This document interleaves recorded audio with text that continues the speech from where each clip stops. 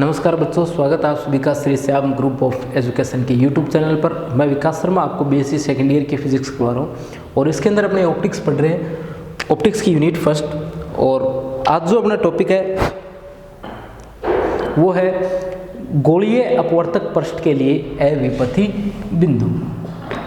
गोलीय अपवर्तक पृष्ठ के लिए अविपथी बिंदु।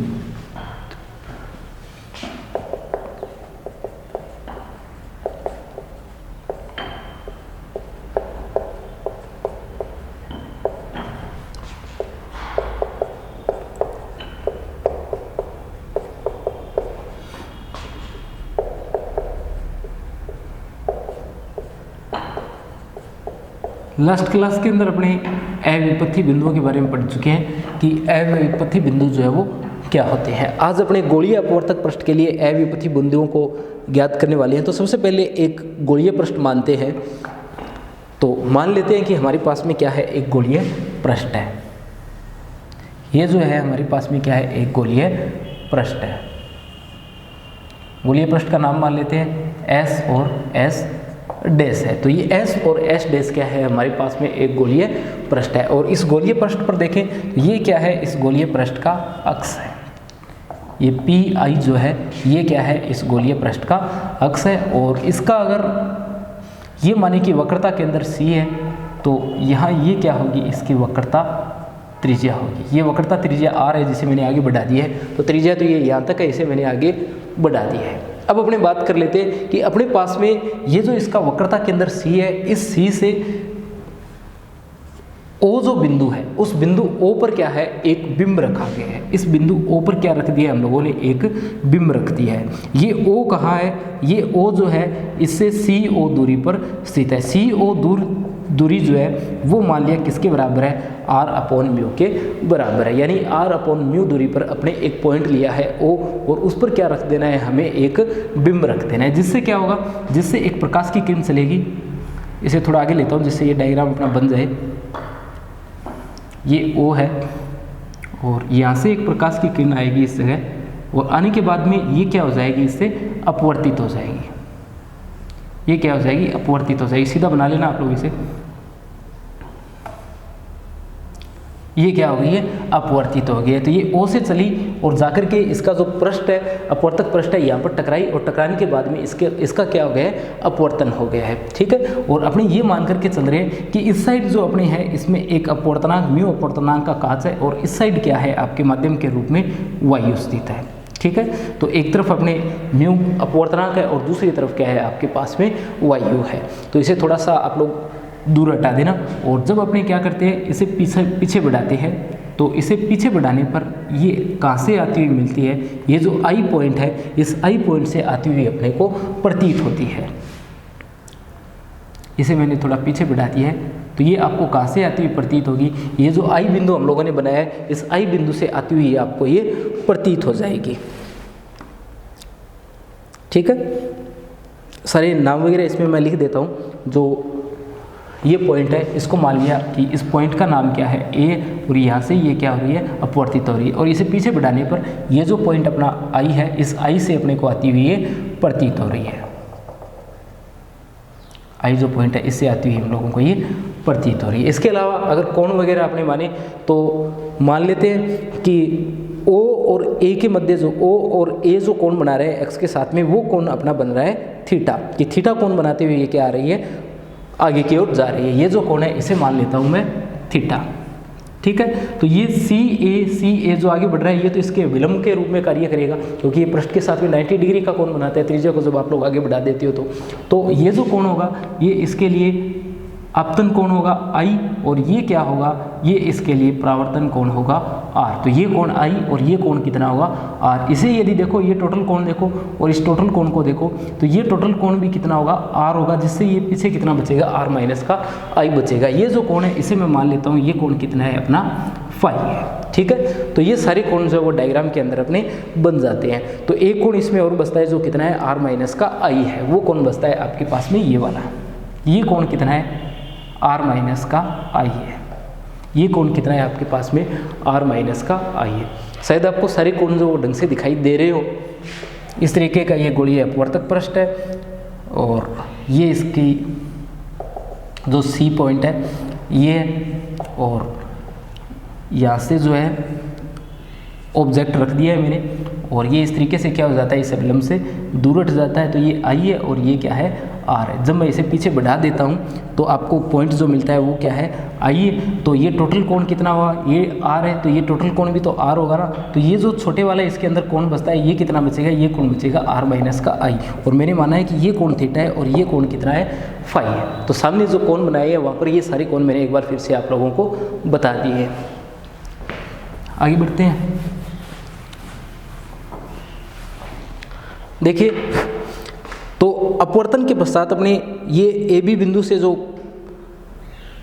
बी बिंदु जो है, ये प्रकाश आपको ए बी बिंदु वाला जो प्रकाश है ये आपको कहाँ से आता हुआ प्रतीत होता है, ये जो पॉइंट आई है इस आई पॉइंट से आपको आता हुआ प्रतीत हो रहा है। कौन सा प्रकाश, ए बी प्रकाश जो है अपवर्तन के बाद आपको कहाँ से आता हुआ दिख रहा है, ये पीछे बढ़ाने पर ये आपको बिंदु आई से आता हुआ प्रतीत हो रहा है। अब देखते हैं कि ये जो अपना बिंदु आई है ये किसका कार्य कर रहा है। तो डायग्राम को देखने पर आप लोग बता सकते हो आराम से कि ये आई जो है वो प्रतिबिंब का कार्य कर रहा है, क्योंकि ओ क्या है, बिंब है, और आई जो है वो किसका कार्य करेगा, बिंब ओ के प्रतिबिंब का कार्य करेगा। इसके अलावा अपने कोण, आपतन कोण आई बना दिया और आपतन कोण आर बना दिया। तो स्नेल का नियम यदि मैं यहाँ लगाता हूँ तो स्नेल के नियम से आप लोग क्या लिख सकते हो, स्नेल के नियम से, स्नेल का नियम कल हम लोगों ने व्युत्पन्न किया था। तो स्नेल के नियम को यदि मैं यहाँ पर अप्लाई कर देता हूँ तो स्नेल के नियम से देखिए ये क्या लिखा जाएगा, ये लिखा जाएगा sine I upon sine R, sine I upon sine R. उसके बाद मैंने आपको बताया था कि जो जहाँ पर आई आ रहा है उसके बाद वाले का जो अपवर्तनांक है वो नीचे लिखते हैं, और जो ये वाला अपवर्तनांक है इसे अपने ऊपर लिखते हैं। ठीक है, तो इस तरीके से आप लोग कर सकते हो। जैसे यदि आई जहाँ पर स्थित है, आई इस साइड स्थित है, आई आपतन कोण है, आपतन कोण के साइड में अपवर्तनांक कितना है, म्यू है, तो ये जो अपवर्तनांक आएगा ये तो कहाँ लिखा जाएगा, नीचे की ओर लिखा जाएगा। जहाँ आर वाला अपवर्तनांक है, आर इस साइड आपको प्राप्त हो रहा है, तो ये आर की साइड का अपवर्तनांक है। इस अपवर्तनांक को आप लोग कहाँ लिखोगे, तो इस अपवर्तनांक को लिखोगे आप लोग ऊपर। ठीक है, तो आर जहाँ पर है वहाँ जो एयर है, और आई जहाँ पर है वो क्या है, आपका ग्लास है। ठीक है, तो ये उसी तरीके से जहाँ पर आपने लिख दिया था 2 और 1, म्यू 2 अपॉन म्यू 1, जैसे यहाँ पर आपने क्या लिख दिया था, म्यू 2 अपॉन म्यू 1 लिख दिया था, उसे आप लोगों ने लिख दिया था 1 म्यू 2। अब इसे आप लोग क्या लिख दोगे, ये पहले लिखोगे जी और म्यू ए।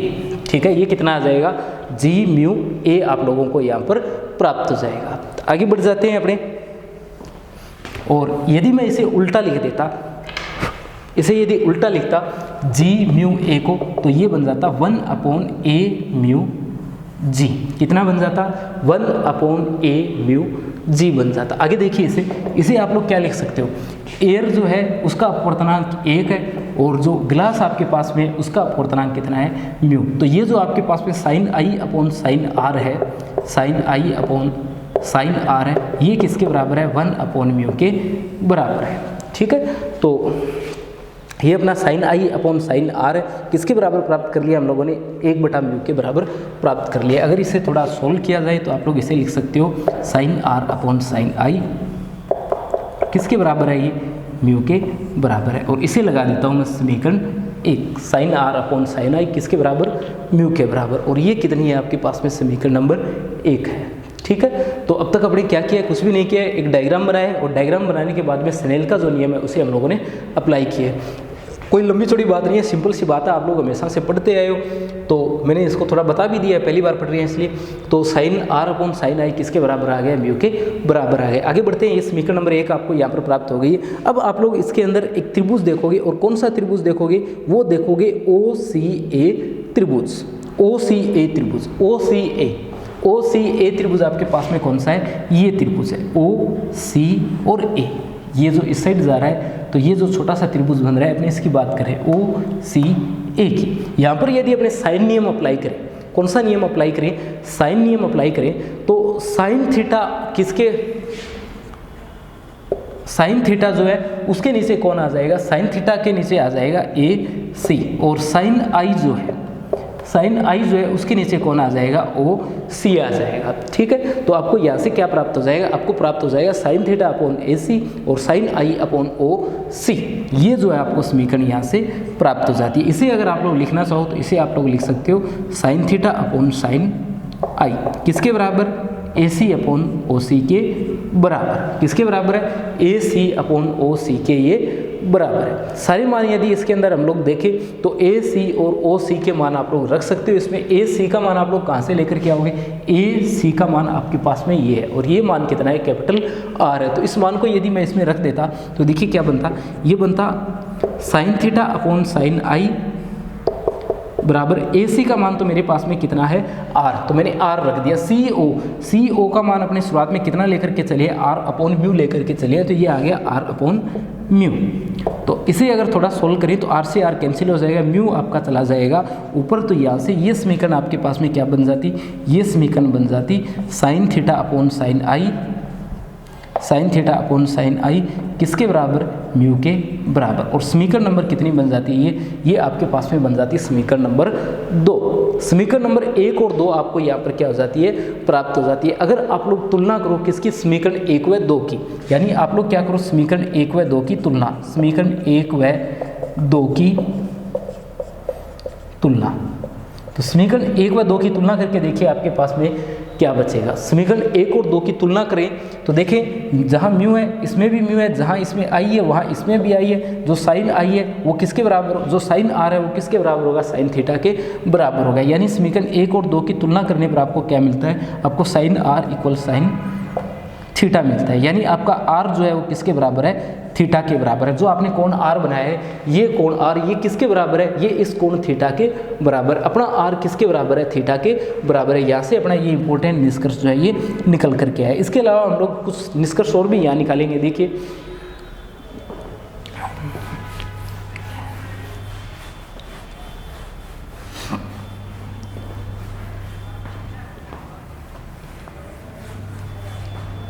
चलो अगर डायग्राम की जरूरत पड़ेगी तो रहने देते हैं इसे। ये साइन आर बराबर साइन थीटा लिखा हुआ है।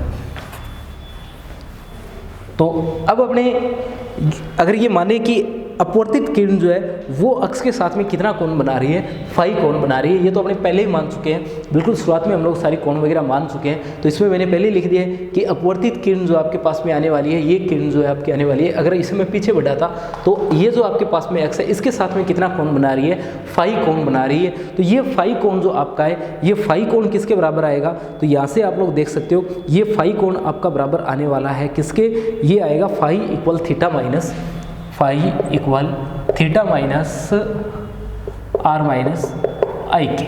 ठीक है, किसके बराबर है, phi equal theta minus R I के बराबर है। और थीटा और आर जो अपना है वो क्या है, बराबर है।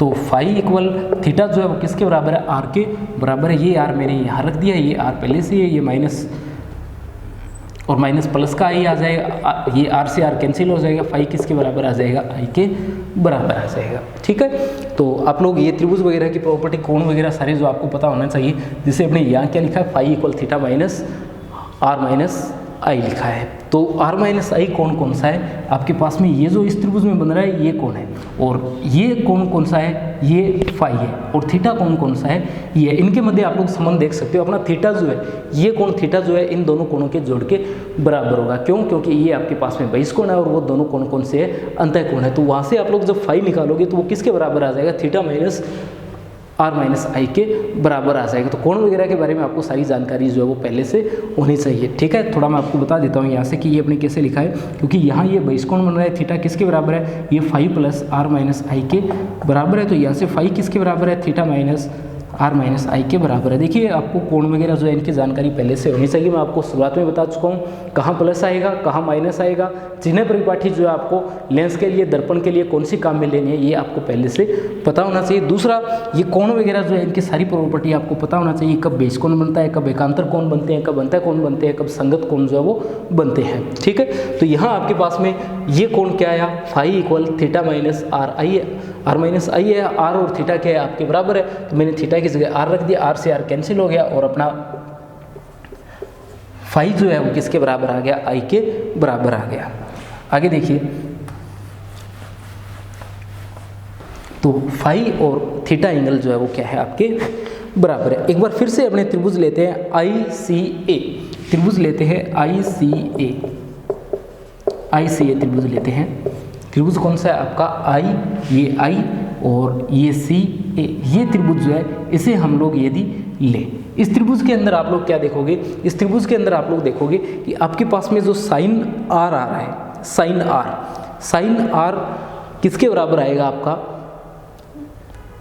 साइन R, क्योंकि आपका R और थीटा जो है वो बराबर आ गए हैं, तो यहाँ से एक तो आप लोग मान निकालोगे किसका, साइन फाई का, और एक निकालोगे साइन R का। यदि आप लोग अनुपात निकालो किसका, साइन R और साइन फाई का, यदि आप लोग क्या करते हो, साइन R और साइन फाई का अनुपात ज्ञात करते हो, साइन R बटे साइन फाई, तो वो किसके बराबर आएगा, वो बराबर आएगा IC/AC के, IC/AC के बराबर आएगा। ये बात है आपकी त्रिभुज ICA की। तो sine R upon sine phi किसके बराबर है, IC/AC के बराबर है। और अभी अपने देखा है कि I और फाई जो है वो क्या है, बराबर है, I और फाई जो है वो क्या है, बराबर है। अगर ऐसा है तो ये जो आपके पास में समीकरण है, ये देखिए पहले तो मैं इस कोणों के बारे में थोड़ा आपको बता देता हूँ कि ये कहाँ से अपने लिख दिया है। तो साइन R की यदि अपने बात करें, पहले तो अपने ICA त्रिभुज की बात कर रहे हैं। ये अपना जो त्रिभुज है बड़े वाला, ये त्रिभुज कौन सा है, ये त्रिभुज है आपका ICA।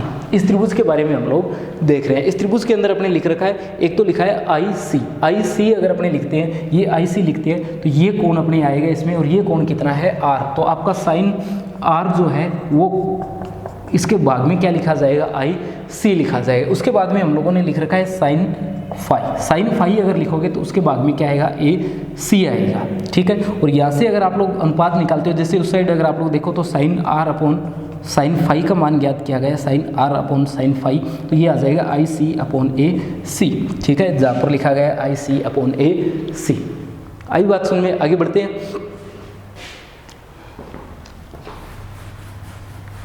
देखो इसके अंदर यहाँ से आपके पास में मान क्या आ जाएगा, आपके पास में आ जाएगा sine R upon sine phi, और फाई और आई अपने पहले पढ़ चुके हैं, ये क्या है, बराबर। अगर ऐसा है तो sine R upon sine phi किसके बराबर है, अभी थोड़ी देर पहले तो ज्ञात किया था, साइन R अपॉन साइन आई जो है वो म्यू के बराबर थे। अगर ये म्यू के बराबर है तो आपके पास में IC जो है, IC आपके पास में जो है, ये जो मान आपके पास में है इसका मान कितना आएगा, तो यहाँ से आप लोग देख सकते हो आपके पास में IC जो है उसका मान आएगा म्यू AC। IC का मान कितना आएगा, IC ये जो मान आपके पास में IC का मान आपके पास में आ गया म्यू AC, और AC का जो मान है ये AC का मान है, AC का मान R है, तो IC का मान कितना आया, IC का मान आ गया म्यू R।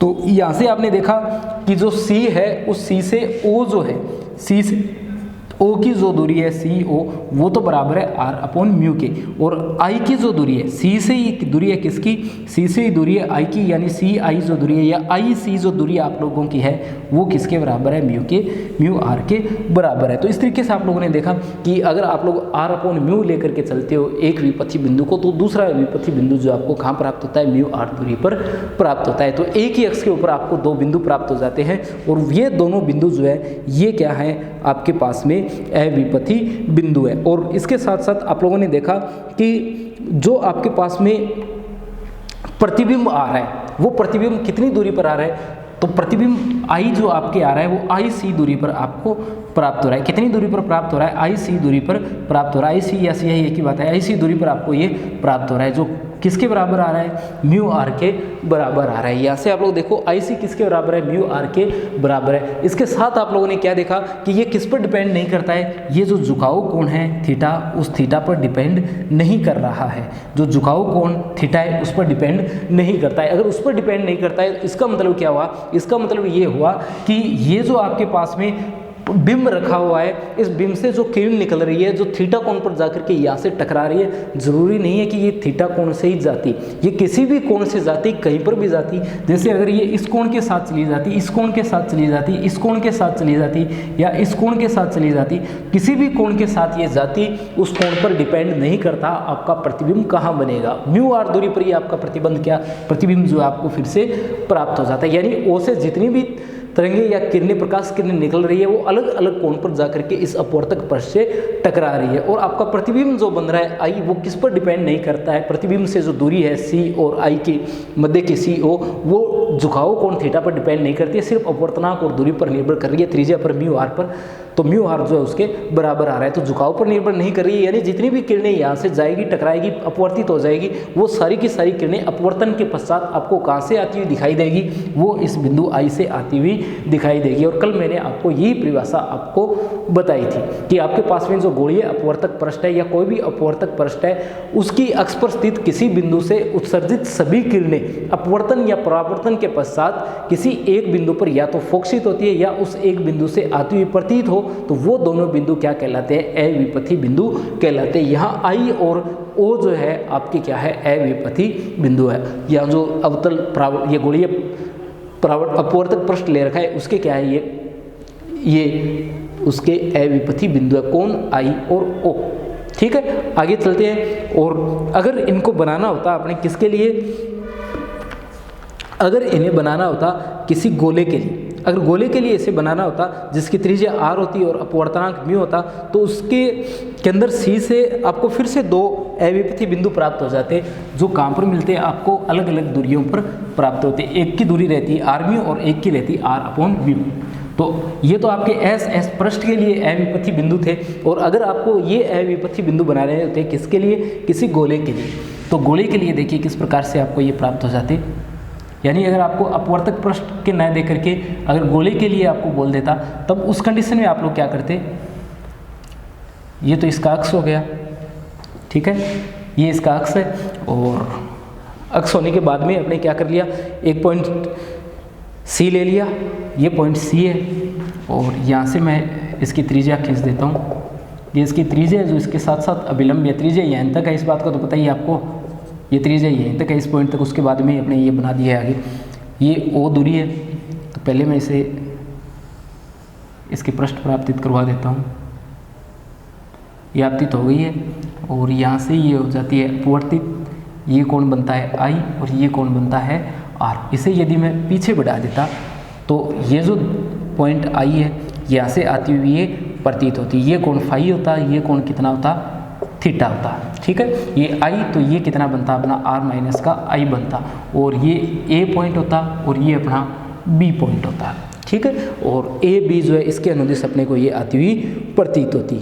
बाकी अगर दूरियां वगैरह आप लोग बनाना चाहो तो इसमें इसका अपवर्तनांक लोगे, इसका अपवर्तनांक म्यू है, तो इन दोनों के मध्य दूरी देखोगे कितनी है, इन दोनों के मध्य दूरी जो है वो म्यू आर है, म्यू आर दूरी पर ये स्थित है, ठीक है। और इन दोनों के मध्य दूरी देखो तो आर अपॉन म्यू जो है इन दोनों के मध्य दूरी है, ठीक है। तो आर अपॉन म्यू और म्यू आर जो है वो अपने पास में दूरियां आ जाती है। फाई एंगल वगैरह बना दिए हम लोगों ने, एक थीटा कोण भी बना दिया, इसमें ये कोण जो है वो कितना है, थीटा है, ये कोण कितना है हमारे पास में, थीटा है। तो इस तरीके से अपने गोलीय जो पृष्ठ है, गोलीय अपवर्तक पृष्ठ के लिए और किसी गोले के लिए अविपथी बिंदु जो है वो प्राप्त हो जाते हैं। अविपथी बिंदु यहाँ कौन है, ये ओ जो है ये, और जो आई है ये क्या है आपके अविपथी बिंदु है। और ये दोनों ही बिंदु किससे मुक्त है, ये दोनों बिंदु जो आपको प्राप्त हो रहे हैं ये गोलीय विपथन से मुक्त है। इसके बाद में नया टॉपिक देखते हैं, दूसरा टॉपिक इसी टॉपिक के अंदर अविपथी बिंदु में वो आता है अविपथी बिंदु के उपयोग। और सबसे पहला उपयोग आता है इसके अंदर तेल निमज्जन अभिदर्शक। एक ही उपयोग आपके दिया गया है जो है तेल निमज्जन अभिदर्शक, तेल निमज्जन अभिदर्शक।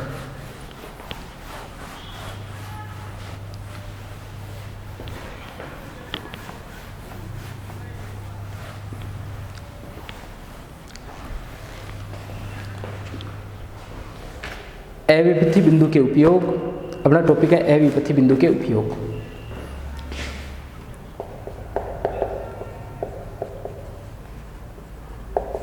अविपथी बिंदु के उपयोग, और इसके अंदर सबसे पहला जो उपयोग आपके दिया गया है वो दिया गया है तेल निमज्जन अभिदर्शक। उपयोग जो दिया गया है, अनुप्रयोग जो भी है वो दिया गया है तेल निमज्जन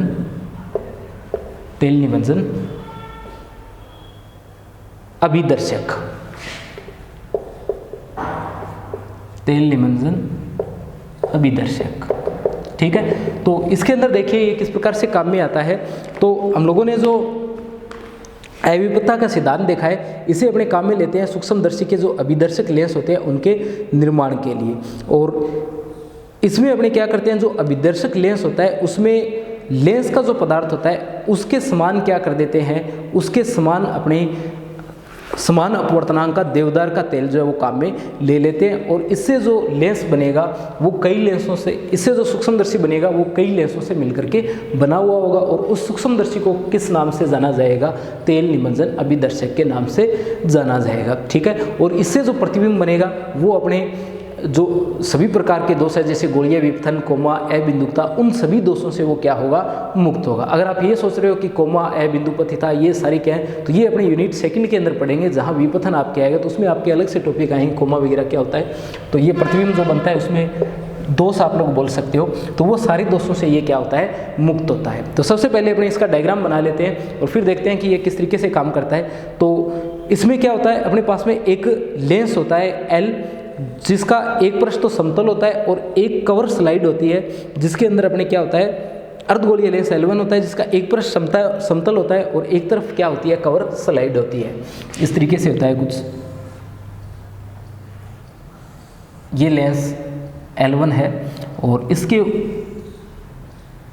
ये लेंस L1 है, इसका एक पृष्ठ तो क्या है, गोलाकार आकृति का है और दूसरा पृष्ठ जो है इसका क्या है, समतल है। और यहाँ पर क्या है, कवर स्लाइड है। इसके अंदर अपने समान अपवर्तनांक का क्या कर दिया जाता है, म्यू अपवर्तनांक का देवदार का जो तेल है वो भर दिया जाता है। और इसके बाद क्या कर दिया जाता है, इसके बाद जो देवदार का तेल अपने भरते हैं उसकी मोटाई जो है, यानी कितनी मोटाई तक अपने उस तेल को भरना है, वो मोटाई अपने रखते हैं कि C और O के मध्य जो दूरी है वो कितनी हो जाए, R/μ हो जाए। C और O जो अपने बिंदु आने वाले हैं, जैसे यहाँ C और O यदि आपको प्राप्त हो तो इनके मध्य जो दूरी है वो कितनी प्राप्त हो आपको, तो इनके मध्य जो दूरी आपको मिलने वाली है O और C, इनके मध्य जो दूरी आएगी वो कितनी होनी चाहिए, वो दूरी आपके पास में होनी चाहिए R/μ के बराबर। इसके ऊपर एक नवचंद्रक लेंस L2 होता है, पहले उस L2 को मैं बना देता हूँ। नवचंद्रक लेंस L2 होता है यहाँ पर, इसके ऊपर होता है लेंस, यहाँ होता है नवचंद्रक लेंस L2 और इससे ऊपर भी एक लेंस लगा होता है, यहाँ ऊपर की ओर एक लेंस बना होता है, उस लेंस को भी अपने बना देते हैं, लेंस L3 होता है वो। ठीक है, इतनी जगह अपने बची नहीं है कि उस लेंस L3 को अपने बना सकें। तो लेंस L3 देखिए,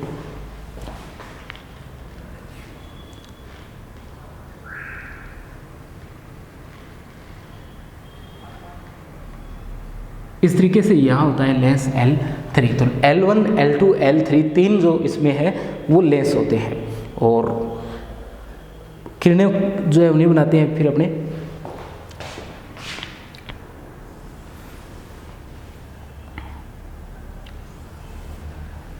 ये इस तरीके से किरणें बनती हैं इस पर।